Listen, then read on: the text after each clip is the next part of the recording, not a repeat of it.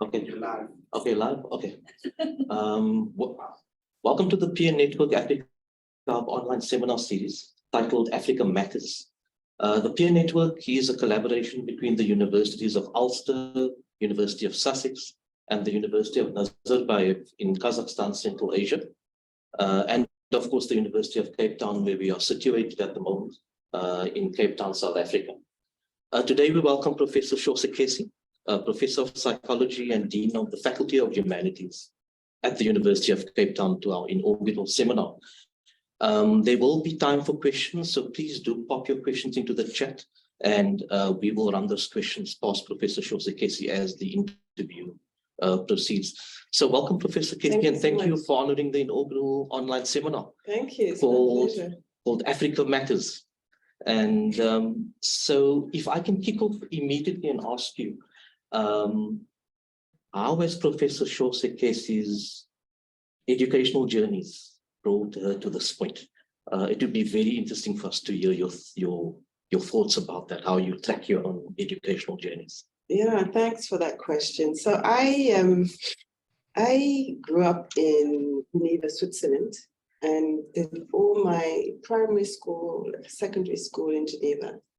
So in the kind of French-Swiss system, and got what we call the maturité, which is similar to a matric here, a very rigid educational system.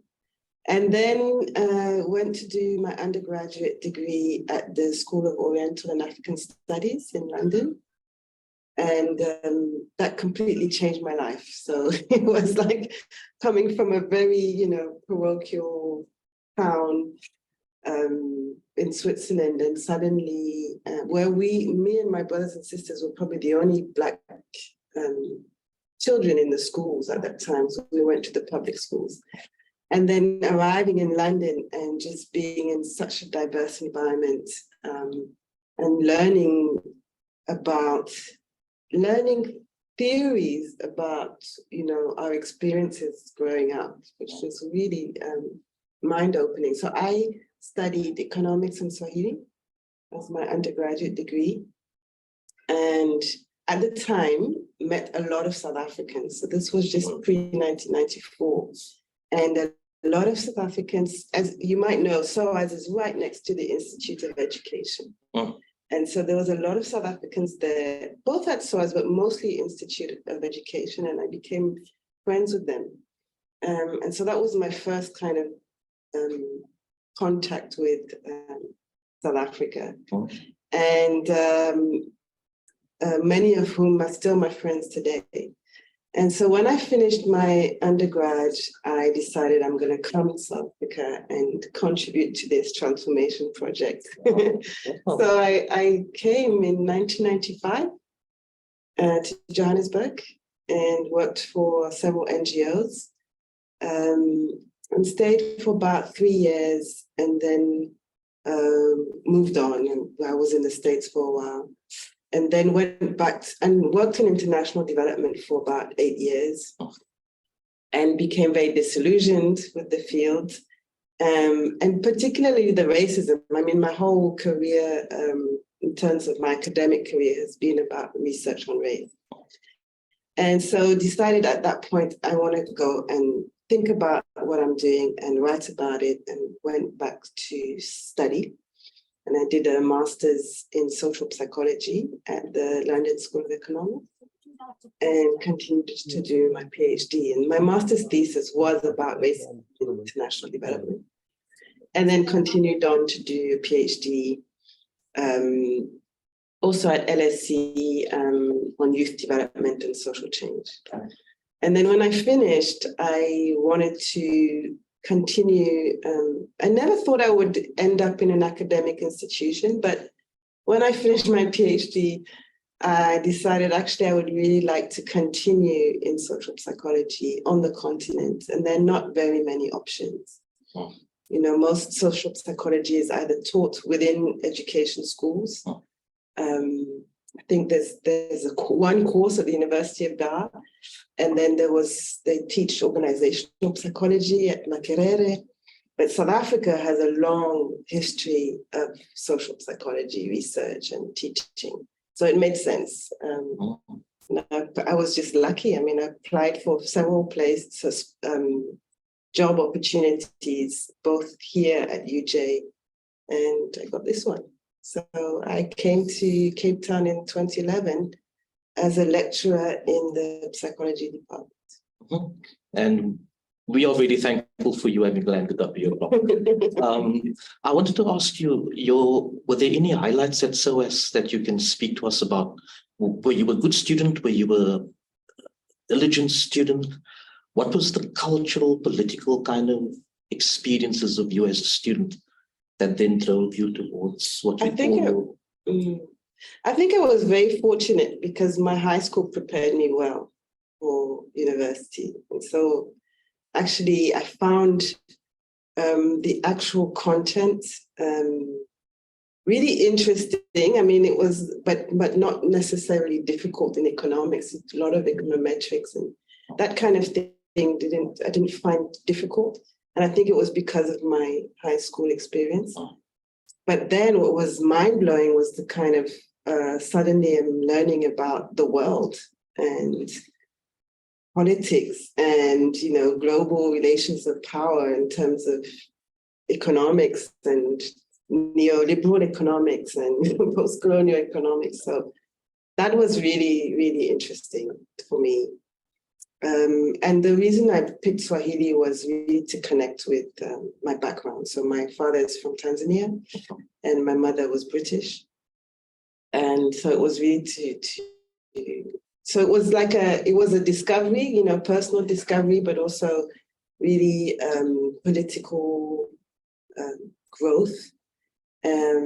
But most of my time, I have to say, during my undergrad, I just spent meeting people and networking and enjoying life. So I think that's what's really nice about university, undergraduate education. It's that time where in your life, which is very unique, right? Very few responsibilities, a lot of time to think and write.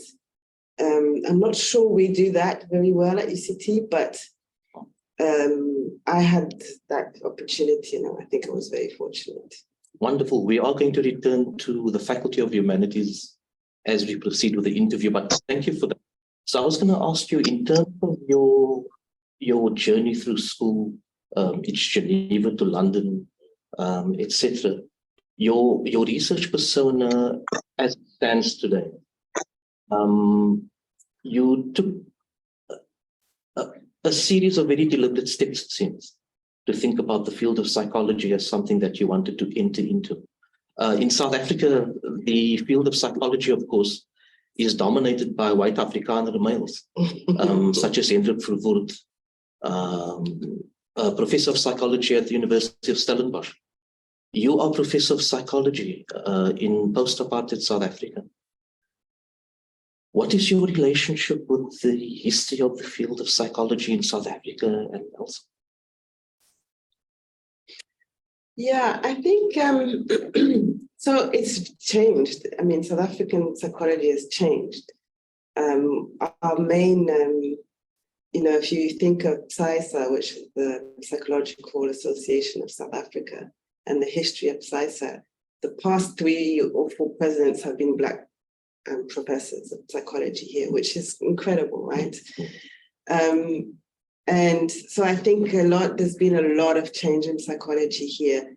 And that's kind of the key attraction, is that it started in the 1980s with South African community psychologists who challenged these Woodian theories.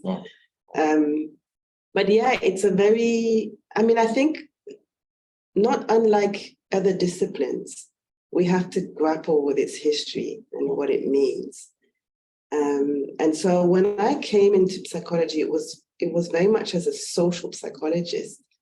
And in the field of social psychology, the roots of it has been around trying to understand discrimination. I mean, it started with European scholars trying to understand the Holocaust.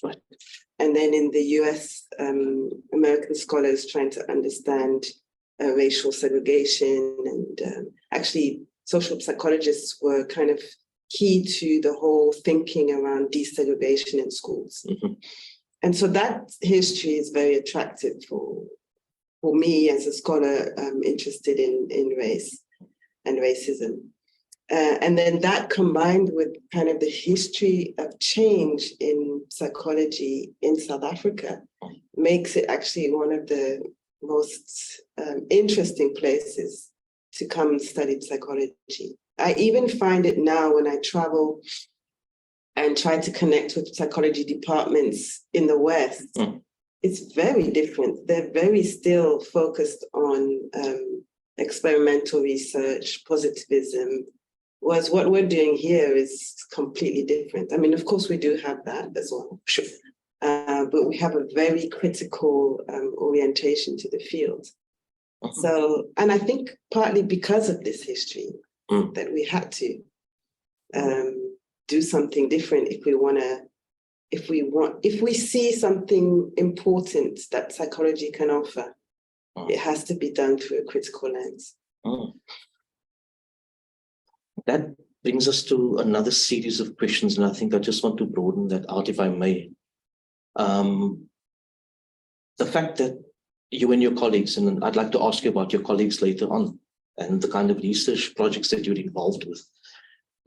If you were to address a panel or an audience of young African researchers, what would you suggest from your perspective as a scholar would be key areas of research, key concepts that we should be thinking about that should be embedded in their research? Yeah, I mean, I think that just drawing on UCT's own vision as an institution focused on social justice, those are important things to address. And I think that there's been a wave of kind of work looking at the decolonial, what can I call it? The decolonial turn in the social sciences.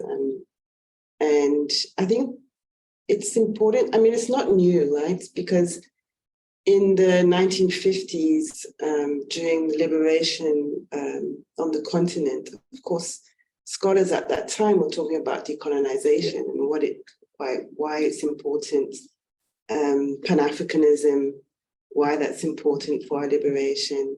So South Africa is like reopening that conversation many years later for obvious reasons. But I think it's a valuable one because we haven't resolved the kind of global inequalities, relations of power. I think it's becoming more difficult and less obvious. And so we need to grapple with, I think, concepts like what is decoloniality, decolonization, Pan-Africanism, what is Black feminists' work about, and why, why do we have a Black feminist kind of orientation to feminism? I think those are the kinds of questions that I would say are kind of fundamental to understand our place in the world. But also it's a critical advantage. It's our edge. It's what we can. It's what we can contribute to academia, because this is where we are, and this is our life experience, and so we must contribute from that perspective. Wonderful, thanks. I want to pick up the term decoloniality and unpack it with you. But I'd like to ask you, in terms of a feminist orientation, it's critical for I self-identify as a male. In a post-apartheid South Africa, and in an Africa that has been freed politically, it's a post-independence Africa in many senses. The issue of female oppression exists tangibly, gender-based violence, etc., etc. We can recite the litany of oppressions. Yet there have been multiple women's movements participating in liberation movements across Africa, some of which you mentioned in your fascinating book, if I may say, Pan-Africanism and Psychology in Decolonial Times, co-authored with your colleagues, Professor Florette Boonzaier and Dr. Babette Stephanie Geertler of the University of Berlin, Professor Florette Boonzaier, your colleague in the Department of Psychology at the University of Cape Town. Can you speak to us about why you think there were so many instances of women participating actively in the colonial struggles as armed militants, as supporters of the struggle? And yet in the post-colonial era, women's movements and women's rights have not been realized much. You indicate in the book that while there have been policy advances, the actual realization of those freedoms have not really been met. Can you talk to us about some of those examples on the African continent and in the diaspora, and what lessons we need to learn from that? Yeah, very difficult but important question. I would say that part of the, what happened during the colonial encounter was precisely the division of men and women. And despite, it's like with any war, right? When we need people to participate, then we allow them to. And so I think during the liberation movement, there was probably a commitment to addressing women's issues and these kind of, I guess, religiously motivated, but also politically motivated divisions between men and women, and who's allowed to participate in politics in the public sphere, and who's, that whole concept of the nuclear family. Yeah. I think that came about at that time. And so, and these are very concepts that are very much linked to the creation of the nation state. And so through the liberation movement, we didn't get rid of this idea of the nation state, actually. We tried to liberate Africa by, through these national movements. And was the whole Nkrumah idea. And there was resistance to that as well. But it seemed like the easiest kind of way to reach the liberation of Africa through these individual states, and having some kind of national sovereignty with the imperial powers then moving away. But of course, that doesn't then solve the broader issue of gender. And so I think there's still a lot of thinking and work to be done. And I think that once we got independence, political independence, a lot of that just became secondary. And now I think what you see with women's movements all across the world is that actually there's more in common amongst these movements than necessarily amongst their own, national kind of interests, right? They're superseded by other interests. So I think it's a really interesting, and it's gonna, I think it's very interesting, and it's gonna, women's movements are gonna take on a different kind of identity, and I think become more transnational. And of course, the issue of gender identities and sexual orientations is becoming more and more contested on this continent. I mean, it's still illegal in some places to be in a same-sex relationship. And so these things, and so those groups are going to find alliances with others in other parts of the world, rather than in their own context. So that puts into question the whole idea of Pan-Africanism. And so I think this is where our focus should be going forward. It's actually these smaller grassroots movements of people who are still marginalized by what we've inherited from the past. No, thank you for that. The next question, of course, is going to turn to that term decoloniality. I don't want to pursue the line that it is a contested term. That brings up a series of negatives associated with that, and we ought to be careful about that. Decoloniality is our assertion of something, and it is a repudiation, a rejection of something. I'd be very keen for you to talk to us in some depth, if you don't mind, about your ways of thinking around decoloniality in terms of your own work, perhaps, but if you can offer us a broad theory of how you approach it, I'd be very keen to share. Yeah, so I've written about decoloniality as drawing from Walter Mignolo's work, who talks about, how relations of power are sustained after, formal colonization has ended. So that's the basic kind of framework that I use. But then I've looked at it and I've written about it in different ways. In an article with Zoe Marks and Elelwani Ramugondo, we spoke about 4 different dimensions of decoloniality: the epistemic, the structural, the relational, and the personal. I think very much drawing on Black feminist theory, if we think about intersectionality.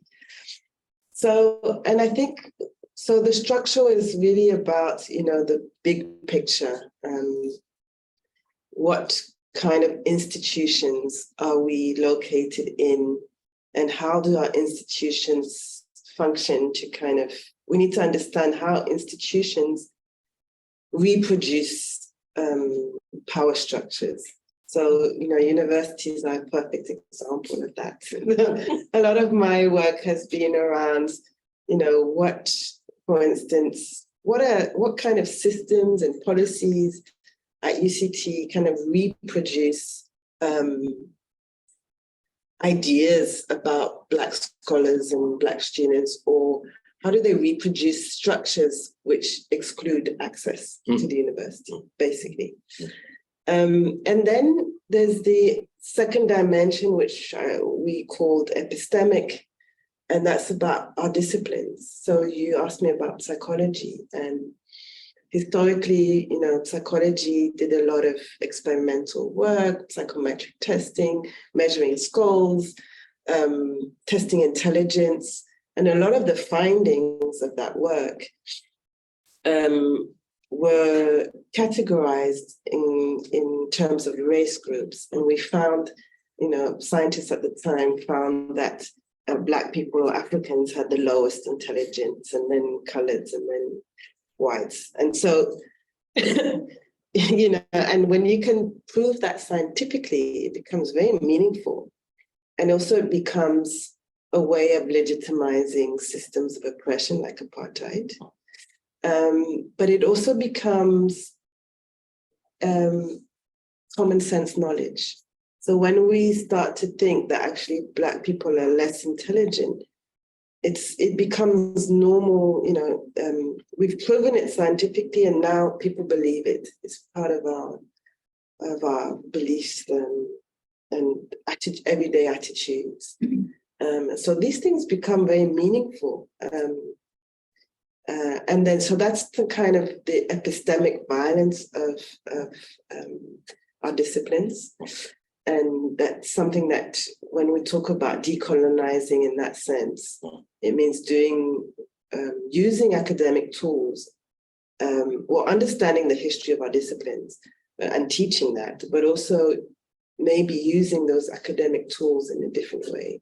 And you see a lot of work now focus on interdisciplinarity, transdisciplinarity. So there's so many ways in which ideas of decoloniality have kind of being taken on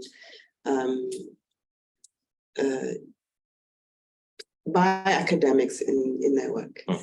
And then there's the relational, and we talk about the relational as, everyday experiences. So when I did some research with Black students at UCT and their experiences in classrooms or in student reses or, just in general at the university, they would talk about everyday experiences. So they would talk about what it means to be in a classroom situation and asked to do group work and white students not taking you seriously and not really wanting you to contribute because they think that you're going to bring the quality of the work down. They talked about how they've witnessed African scholars being ridiculed in classrooms because students telling them that they don't understand their accent, or examples of being in a student residence where your gender identity, in a single sex, a student res, and you identify with a different gender. So all of those everyday experiences are about the interpersonal domain and how ideas of coloniality, colonial structures reproduce themselves between people. And then there's the personal, and the personal is about how much we've internalized these ideas and beliefs about ourselves. So, I think that at UCT, through the work of the Black Academic Caucus, for instance, we've tried to address some of that. I think that it takes time for people to gain confidence and to realize their power to change their own immediate environments, whether it's changing their curriculum in their department or changing structures, bigger structures at UCT, coming together as Black scholars through the Black Academic Caucus gave us some of that confidence and power to do that. But when people internalize, negative ideas about themselves, it can be devastating. It leads to a lot of mental health issues, anxiety, depression, and so those are very psychological issues. And so I talk about decoloniality in those 4 different areas. And interestingly, one of the students in my project said that he joined the rugby team, and it was his first time that he made friends with white students through this rugby team. And actually that helped him. And it changed his idea about himself. And he started doing better at school. Well, go Ikeys. Exactly. So, there's all these, it's very complex, very, very complex. So there's these 4 domains, but also recently in that same piece with Elelwani and Zoe, we spoke about the epicolonial. And epicolonial is really, it's thinking about the decolonial, but beyond relations of power and beyond structures, to say that the way in which we live our lives, or the experiences we have, or things that happen that are discriminatory, we can't necessarily trace them to colonization, right? So there's something broader than those 4 domains. There's something epicolonial about our existence. Wonderful. So there's a gap of knowledge there that how do we fill that gap? What are the kind of research questions that would help us to deal with this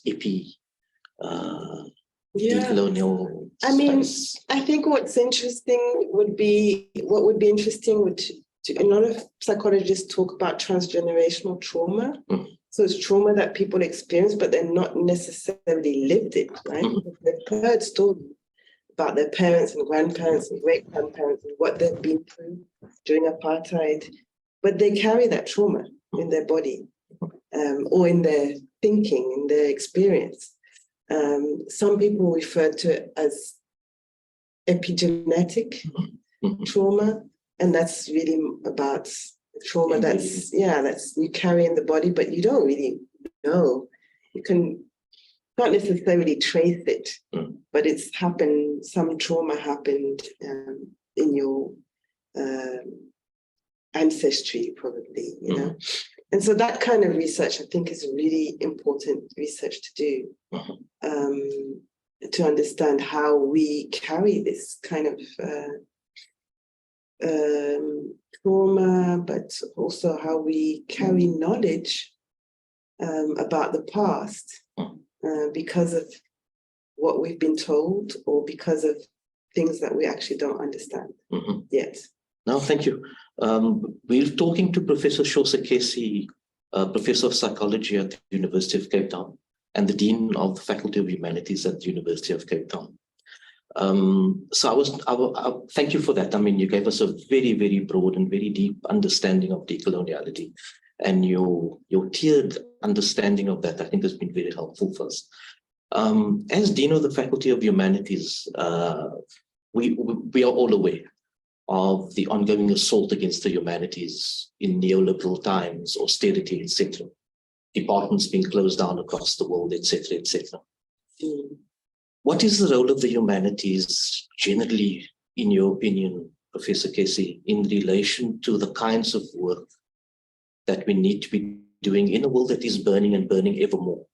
What's the role of the humanities, in your opinion? I think the role of the humanities is to help us understand how to be human. And I think I hear what you're saying about, you know, the humanities being eroded, and we experience that like very significantly when you're in a department or in a faculty, you know, dwindling funding, and it's a challenge. But I always say that I think all our students should do at least 1 year of humanities. And I'm saying that because I think we provide a particular critical understanding of the world and what it means to be human in the world. And I think everybody should actually have a basic training in the humanities across disciplines. And maybe we need to start rethinking what we do at a university. I mean, should we have a separate faculty with separate degrees? You know, I think we should think much bigger. And I think we should, students who want to go on to do professional degrees, they should, but they should have some foundation in the humanities. I think the Americans do that a bit better than us. But also, I lost my train of thought. Yeah, I mean, it's about providing some kind, and I think we are a public institution, and we should think about how to open up our teaching and learning practices to the public. And I'd be really interested in, now with all this online technology, in how we can do that more efficiently, you know, and make our courses available for free, or, you know, not the whole course, obviously with those who need to get a certificate and do assessments, they must pay. But I think we should be able to think about how to make our teaching open to the public on a broad scale for free, because that's what we should really be providing. And it helps people to become citizens, responsible citizens, and to think critically, because any change in the world is going to come from people. And so we need people to recognize injustice and to be creative, find creative ways of solving local and global challenges to improve everybody's life. whilst we're on Earth. Wonderful insights.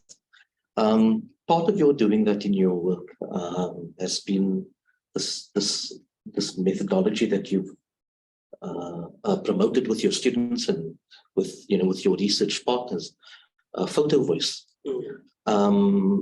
It's a disruptive methodology, and I'd like you to talk about photo voice as just that for us. What is photo voice? What is disruptive about it? What is empowering about it?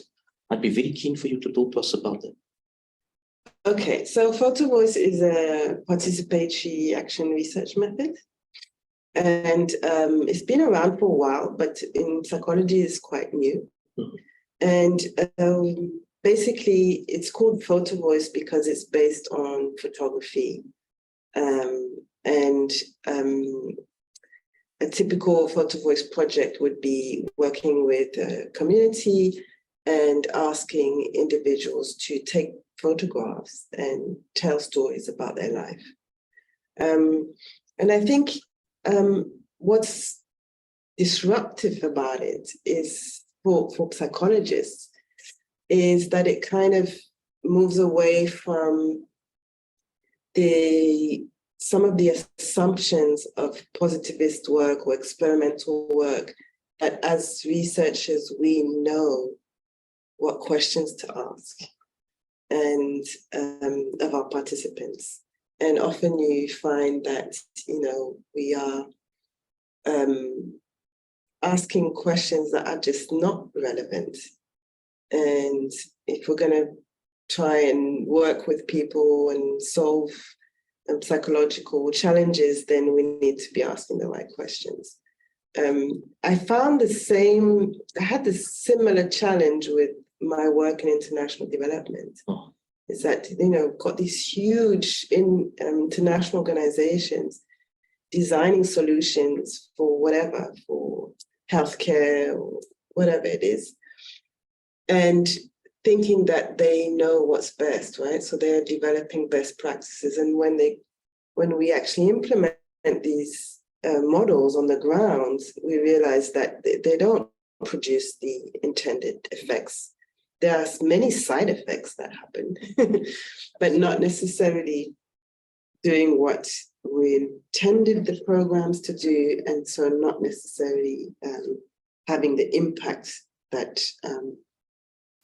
was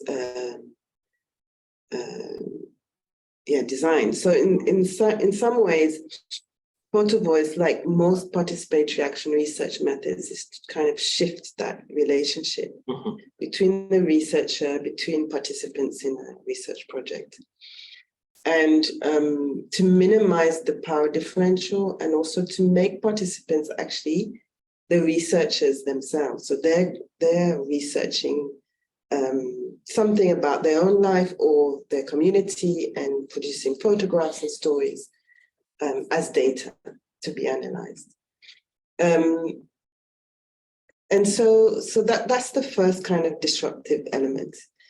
But also I think for a discipline also like psychology, bring artistic methods and actually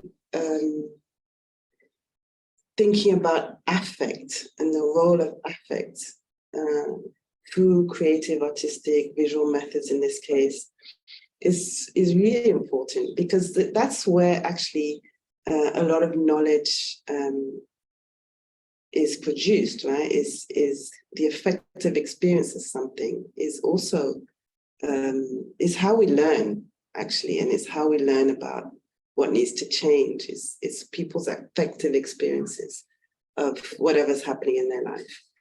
And so that's really important, not like,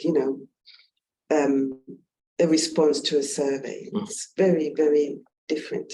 It brings the human element into it, and understanding the complexity of human beings. So yeah, photo voice challenges some of that. I've always been wanting to write a piece about photo voice as decolonial method, because I think it can address those 4 dimensions of decoloniality. So in a Photo Voice project, we also spend time talking about the photographs. So participants will go take pictures, they come back, we talk about them and talk about what are the causes of the challenge that you're raising. And so we work with people to try, and this is where the knowledge of the researcher becomes important. So it's about making those links. So having somebody tell you about their daily experience. So the project I did here at UCT with the Black students is like, well, then why do you think these things are happening to you? What do we know about the history of South Africa, the history of UCT, whatever it might be, so that they can make those connections. And by doing that, it's the process of critical consciousness. And by doing that, it can give a sense of empowerment and being more understanding your life, your environment, can give a sense of being more in control of it. And especially when that happens in a collective space. So when bringing people together in a participatory project, we kind of also building some kind of solidarity. People suddenly realize that they're not alone in what they're experiencing. Other people experience similar things. There's a sense of solidarity that's created, but also a sense of, at the same time, being more in control of your environment because you start understanding it better. And then as part of that process is to say, okay, so what do we do? What can we do to actually change our situation? And a part of the Photo Voice project is having an exhibition at the end. So public exhibition of the photographs. And that's part of the action, right? It's part of the raising awareness with members of your community. Here with the students here, we invited students, we invited lecturers, we invited members of the executive. So it's a way of getting participants access to people in power who need to know about what's happening and what their experiences are. And actually in my different projects that I've run over time with students, with sex workers, with children living on the streets, children in schools, there's always a point, something that happens in a project where somebody, there's a relationship that happens that changes somebody's life. And I think that's really, it's very rewarding to do that kind of work. It's difficult to do the kind of work where you're always talking about violence and, researching, writing. But if you can, as part of your research project, change something about somebody's life, it's very significant. And I've also found that one of the things that participants constantly say is they never thought that their story would be interesting to anybody. And so then they're in this exhibition having showing their stories and photos to people, and suddenly they realize that actually, yes, their life is interesting to others. And that's very powerful. And then the last thing I'll say is that the actual training, I always do a training in photography. So the actual technical training in using cameras, I try and get a professional photographer. In some cases, I've had the long-term training, several weeks, and kids got a certificate at the end, which is also quite, very, very motivating for them. And that's motivating when you learn a new skill. And, when you take a really great photograph, it's very rewarding. So, there's many elements of Photo Voice that I think can fit into that kind of decolonial frame. But of course, then, as a researcher, I always have the final say in how the data gets analyzed, what I say about it. So participation has its limits. more recent projects, I've tried to write with my participants. So I've got one article out, which is me, the student I worked with, and the participant in the project. We co-authored a piece. And I've also tried to get journalists to write about the exhibitions. In one project, we had all the participant stories in this magazine that goes to all high schools in Dar es Salaam. So they had there's ways in which we need to think more in depth about what it means to be participatory, because at some point, of course, the last word ends with me. And those, but foregrounding that is so important, and keeping that at the front of our heads all the time means that we are negotiating our own power relations and inverting that, hopefully, as part of our own progress as scholars and people in the world. So thank you for that. I mean, that has been fascinating. And I hope to be at one of the Photo Voice exhibitions quite soon.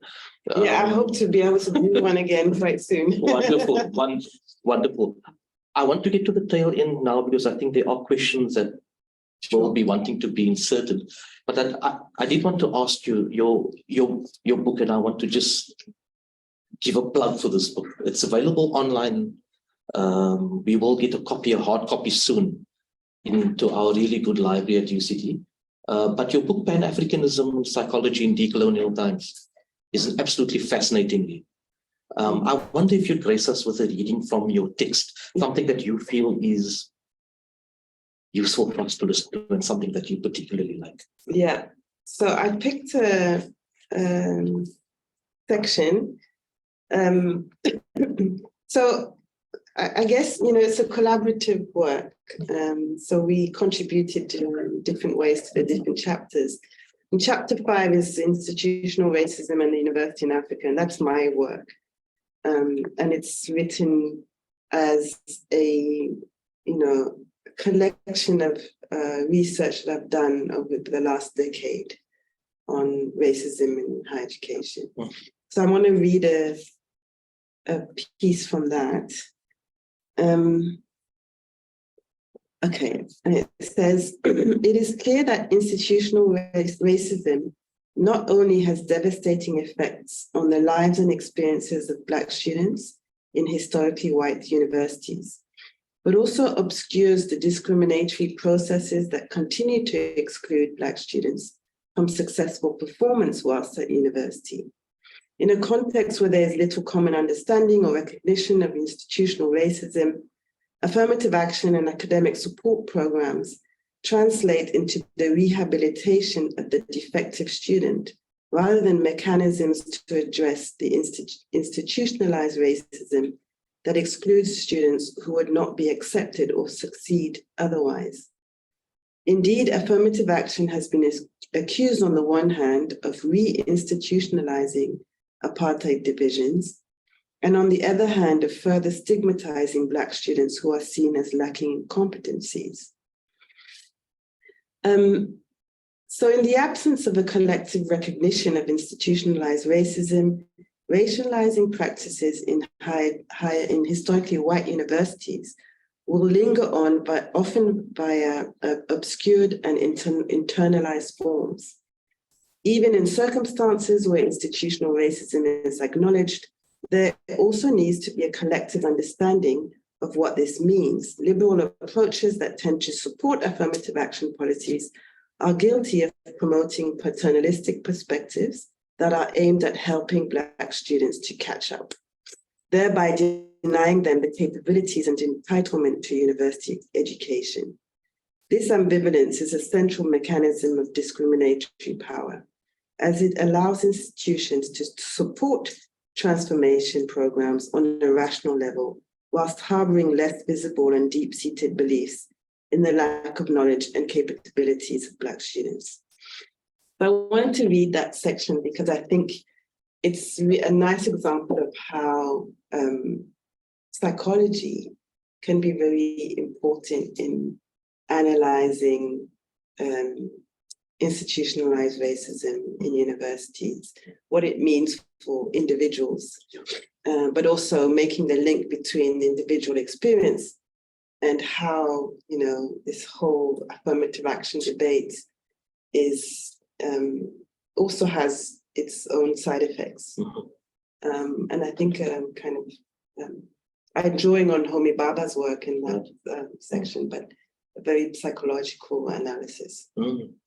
Well, and we need to be getting into those third spaces, and you've been guiding us into those third spaces to take on a Homi Bhabhian concept throughout this interview. I just want to be cognizant of the time.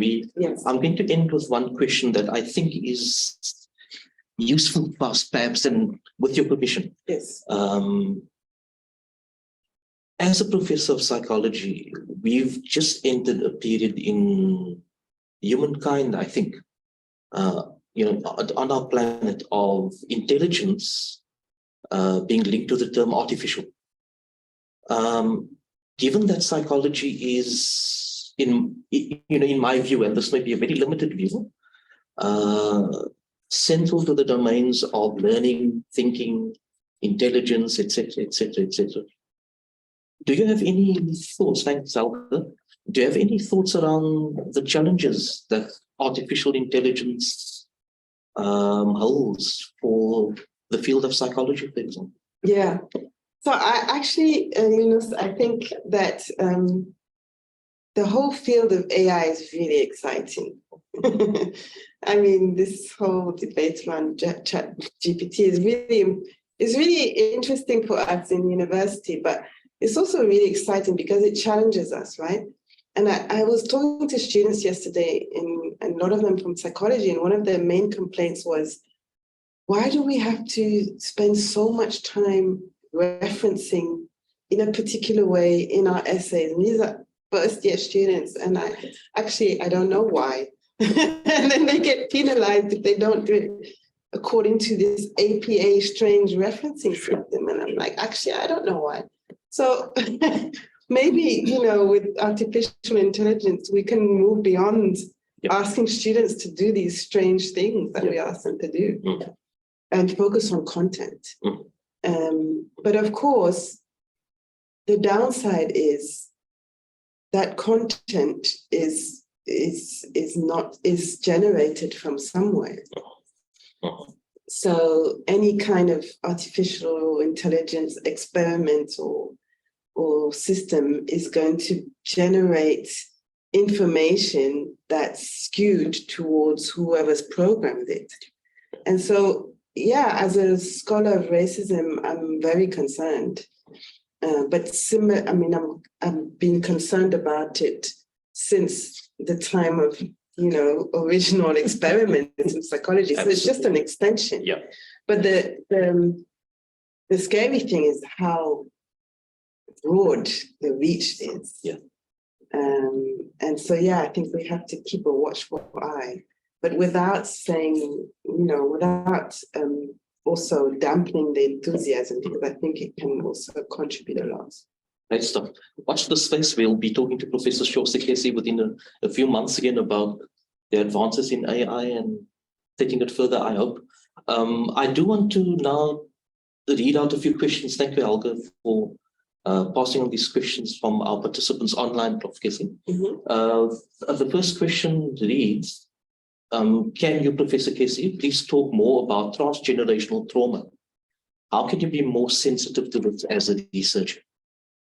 Yeah, that's a great question. It's not really my field. So I don't want to say too much, but like Professor Pumla Goboro Madikizela, who was formerly at UCT Psychology Department, she's written a lot about transgenerational trauma. So I can certainly provide that reference. Sure. And and also there's not a lot of, there's not enough research on that in South Africa. And often we rely on models, Western models from the Holocaust experience.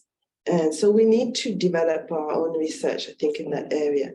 But what I would say is that I not necessarily experience it as a researcher, but as a leader in a faculty where I'm managing staff and students. There are all kinds of issues that come up, and sometimes unexpectedly.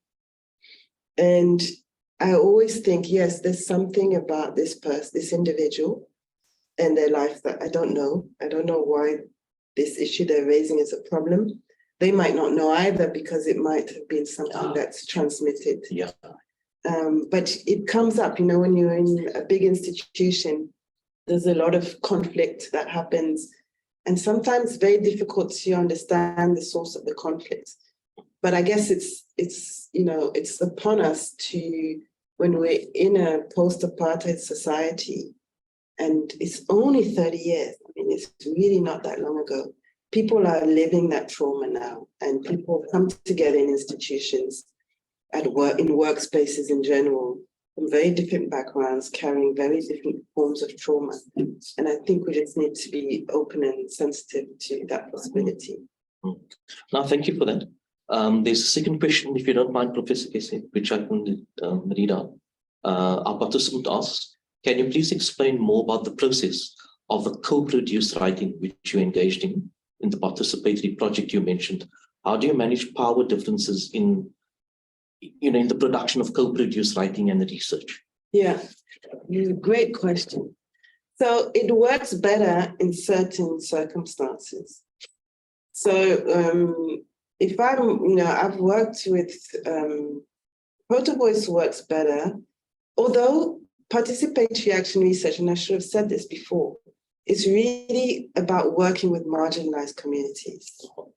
And so, but in reality, when I've worked with communities that are more powerful, still marginalized, but not as marginalized as people living in the streets or some groups of sex workers that I've worked with, those that are a little bit more privileged, the project is easier and it works better often. And so sometimes I think about, we need to be careful about how we choose our participants and what we get them involved in. So in this case, this article that I wrote, it was with the projects at UCT, with the students at UCT. So the participant was a student. So already somebody who's relatively privileged in society has access to knowledge and resources. And then the student that I called student was a master's student doing her research with me on this project, and then myself as the third author. And so, yes, it's, we came together, we discussed what we wanted to write. I think when students choose to work with me, it's because they want a particular, they're interested in the theories I'm interested in, and they're politically aligned in some way. So we knew it was going to be a anti-racist feminist piece. Right. That's kind of the agreement. Yeah. And the student who participated in the project also participated because there's some attraction to being part of a project that is feminist and anti-racist. So I think the fundamentals were in place. And then we just sat together and talked about the structure, and each individual wrote their own section. So participant wrote their section. We framed them as questions. So what was your experience of the project? And she wrote about that. And then the student wrote about their experience of working with me and the participants.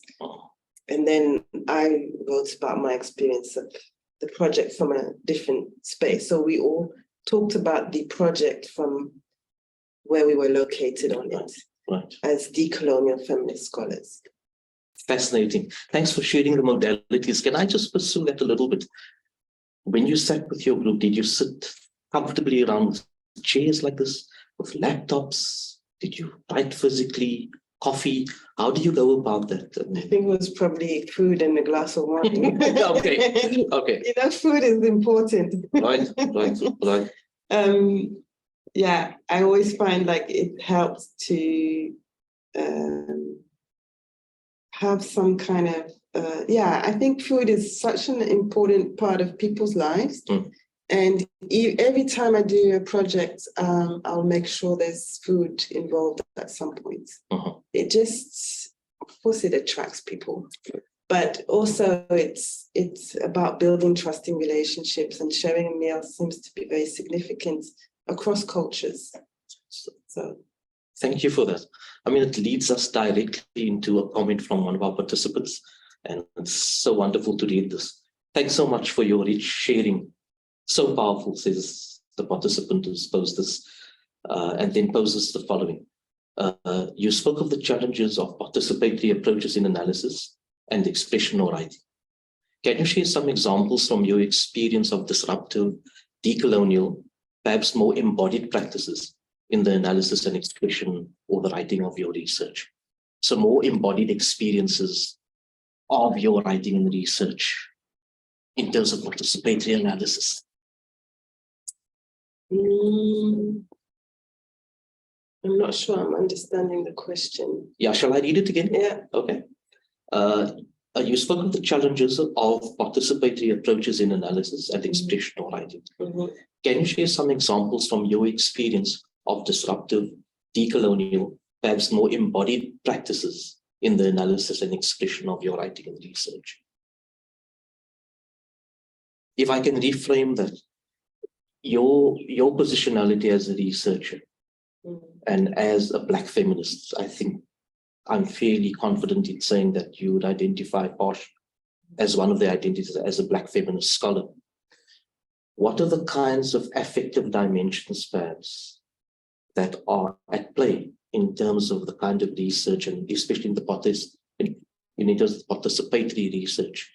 What is it that you bring and your participants bring that can speak to us about those affective dimensions, perhaps, between the researcher, the researched, the participant?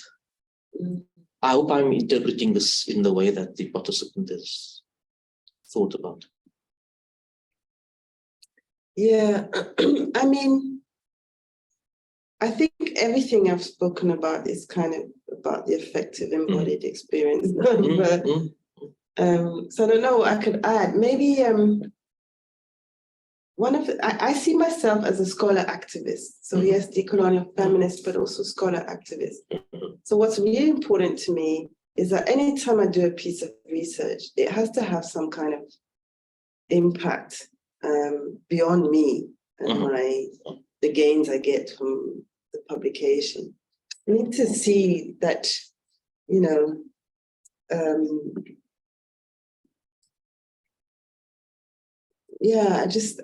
don't know maybe how to explain it, because actually a lot of research does have impact, but I feel like personally, I need the interaction from people. I need, and so in some of the projects I've done, there's always been moments in the projects where other things start happening. So you get people together and you think you're working on this, but like other things start happening. And it was really significant with the students here. I had a group of non-conforming gender non-conforming students, and they had a lot of their stories were about not having access to toilets. Because at the time we had like one gender-neutral toilet on Upper Campus, and I think one other one somewhere in UCT. And so they organized this protest. So they were like participating in my project, taking pictures, telling stories. And then they came together and they started organizing their own protests. So like other things start happening every time there's a project like this. And so they organized this one day. They mobilized and took down all the toilet signs across all campuses at the same time. So it was your students? It was my students. Do you remember that? Absolutely. Yeah, it was my students. And so you can see how being part of that process, being when people share their effective experiences, their embodied experiences of everyday kind of experiences of exclusion and marginalization, bring them together, they can actually do things that are fun. I mean, it was really fun and exciting, even though we were also scared. But it was fun. It was taking a stand for something they believed in and that they lived.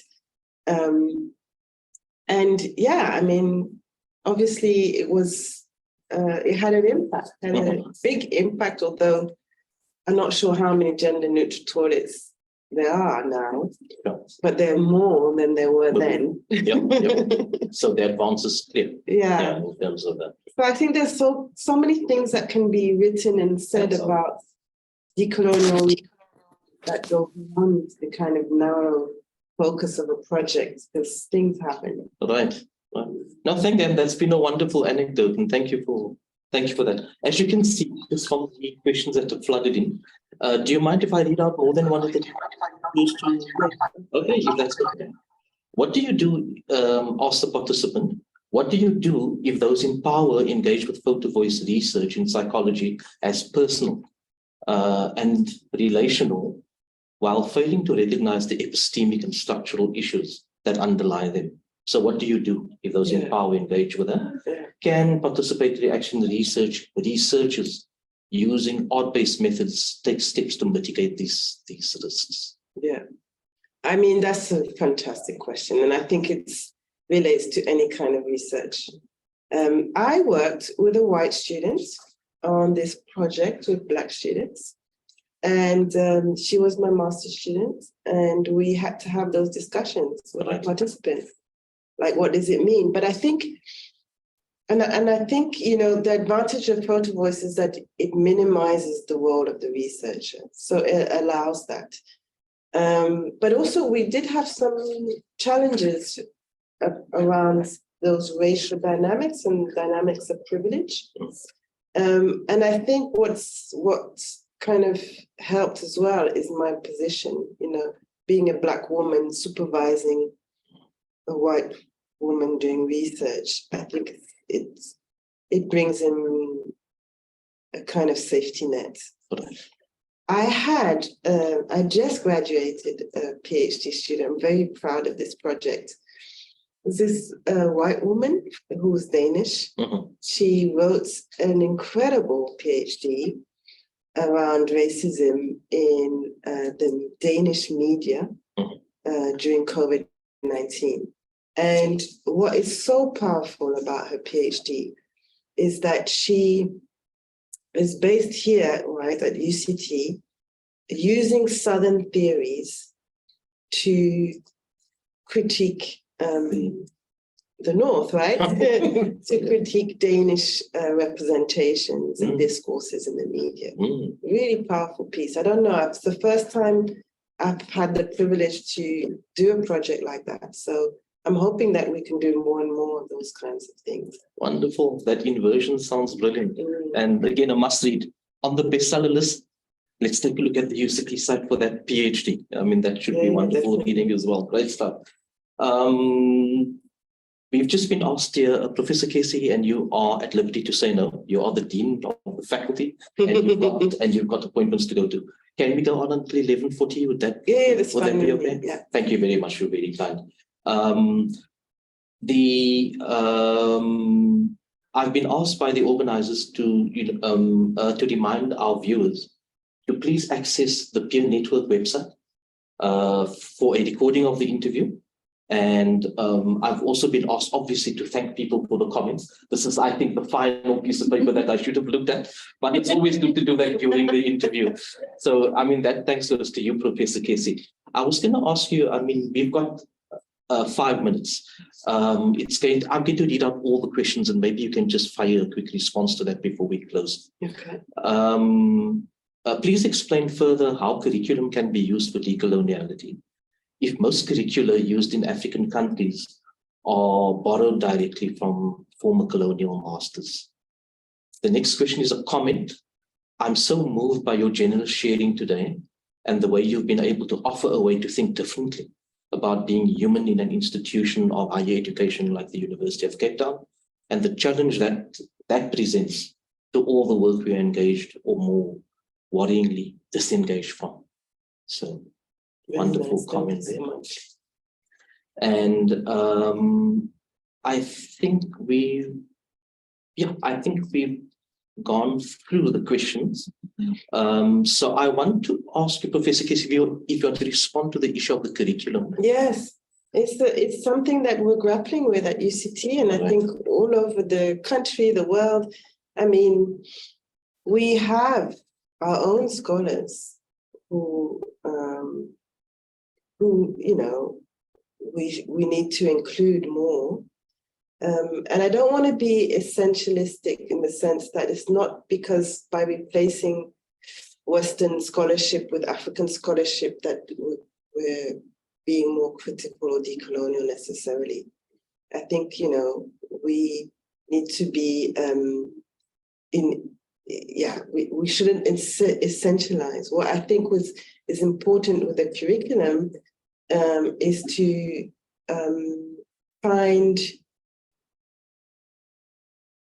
to include relevant theories. So, in this book, what I try to do is to bring Pan-Africanism into psychology. It doesn't mean that we should now do away with community psychology, because community psychology draws on all kinds of very important concepts that often are similar to Pan-African concepts. There's also liberation psychology from Latin America that draws on Freudian concepts. There's indigenous psychologies. There's all kinds of psychologies. But I think what's valuable about bringing Pan-Africanism to psychology in Africa is that making that connection and trying to make people restore dignity, that we can also do this. We have the knowledge and we have the thinking to do our own psychology. But it doesn't mean that we need to do away with other stuff.